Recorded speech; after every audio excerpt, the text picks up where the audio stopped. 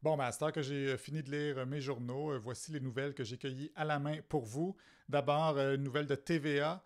280 000 Américains par an à l'urgence pour se faire retirer des objets logés dans les parties insolites de leur corps. Bon, je vous épargne les objets qu'on a retrouvés dans les péteux des gens, mais je note quand même des épées de plastique et des bâtons lumineux coincés dans les oreilles, des aimants dans les narines et des couteaux à steak et des manettes de jeux vidéo enfoncées dans la gorge. Manettes de jeux vidéo dans la gorge. Une nouvelle du devoir, un quartier cerné par la culture de l'automobile. C'est autour du métro Longueuil, à Longueuil, évidemment. Euh, ce quartier-là a été construit dans... Le métro a été inauguré en 1967 et tout autour, c'est seulement des autoroutes, des accès au pont Jacques-Cartier, surtout, qui est le pont Jacques-Cartier qui est juste à côté. Donc, c'est bien beau là, de vouloir privilégier le transport en commun. On dit qu'il faut augmenter l'offre, qu'il faut augmenter la fréquence, qu'il faut que ça coûte moins cher, mais peut-être aussi juste que ça soit accessible, ça serait une bonne chose, parce que là, ben, les gens, ils peuvent même pas accéder euh, du métro au vieux Longueuil, là, la partie cool de Longueuil, parce que ben, ils ont peur de se faire effoirer par un char.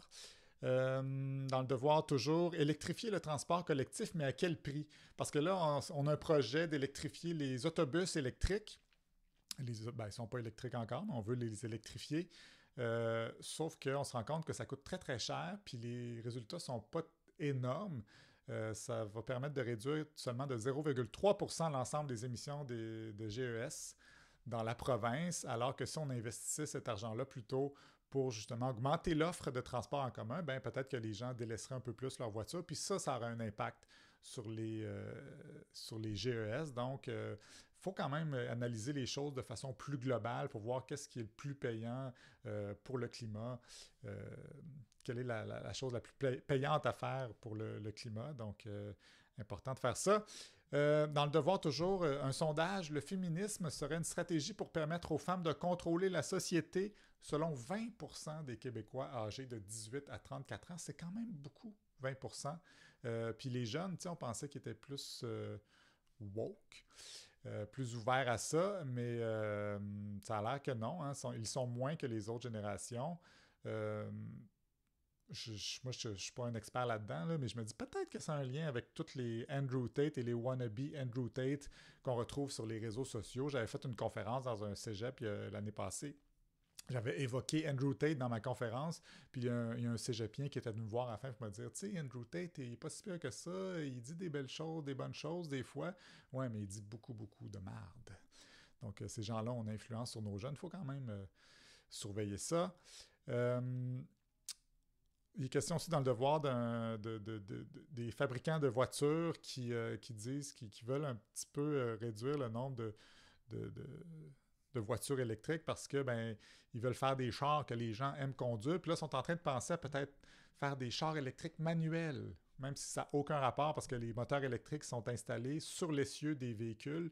Donc, pas besoin d'une boîte de transmission pour ces voitures-là, mais comme on dit dans l'article, on veut que les gens achètent des voitures, là, on ne conduit pas, on pilote. Hein, on veut piloter une voiture, changer de vitesse, ça a l'air que c'est ça qui est trippant. Ben, c'est ça que les fabricants veulent faire. Histoire un peu débile dans la presse, collision sur une ligne de piquetage, poursuivi pour avoir appelé le 911. Il y a un gars qui a foncé dans une personne dans une ligne de piquetage.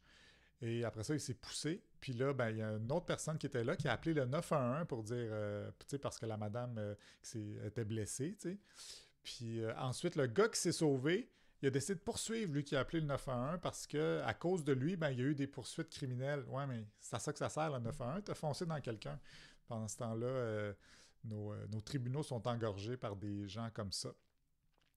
Sur l'inflation, sur le site de Radio-Canada, on nous dit que selon la Banque centrale européenne, euh, les 2 tiers de l'inflation seraient causés par l'augmentation des bénéfices des entreprises. Donc oui, il y a de l'inflation, mais il y a aussi des entreprises qui s'en mettent plein les poches. Puis au Canada, on est en train de se dire que c'est un peu le cas aussi. Richard Etu rapporte un article du Washington Post que j'avais lu hier, bon, lui, il a un peu traduit. Donc, on apprend que Donald Trump est en train de préparer sa réélection. Puis il veut punir ses critiques et ses opposants. Entre autres, il est en train d'élaborer des plans qui visent à invoquer potentiellement la loi sur l'insurrection dès le premier jour de son mandat afin de lui permettre de déployer l'armée contre les manifestations civiles. Fait que je ne sais pas ce qu'attendent les Américains avant de se rendre compte que ce gars-là est en train de scraper complètement leur pays ou qu'il va scraper complètement leur pays. J'espère qu'ils vont allumer bientôt. J'ai aussi une carte que j'ai trouvée sur Reddit. À quoi rêvent les gens, à quoi rêvent le plus les gens selon leur pays d'origine. Canada, États-Unis, Australie, les pays scandinaves, entre autres, le rêve le plus fréquent, c'est de rêver qu'on perd une dent. C'est pas un cauchemar, mettons, là, c'est pas la fin du monde. Je me souviens pas d'avoir rêvé à ça, en tout cas, peu importe. Mais ce qui semble être le rêve le plus fréquent partout dans le monde, c'est rêver à des serpents. Ça, c'est moins cool. Amérique du Sud, Moyen-Orient, Russie, beaucoup en Afrique aussi, c'est le rêve qui est le plus fréquent. Parmi les autres rêves, en France, le rêve le plus fréquent, c'est de recroiser son ex. Voilà, c'est assez drôle de voir ça, c'est à quoi les gens rêvent. Et enfin, Elon Musk a mis sur Twitter la recette de la cocaïne. Il doit se penser subversif de faire ça, il doit se trouver hot, même si tout le monde peut trouver ça partout sur Internet, mais la liberté d'expression, c'est la liberté de mettre la recette de la cocaïne sur Twitter. Alors, voilà, si ça vous tente de lire, je vous encourage à lire les textes au complet de ce dont je vous parle. Abonnez-vous à mon infolettre aster.ca. Aster.ca. Bonne journée.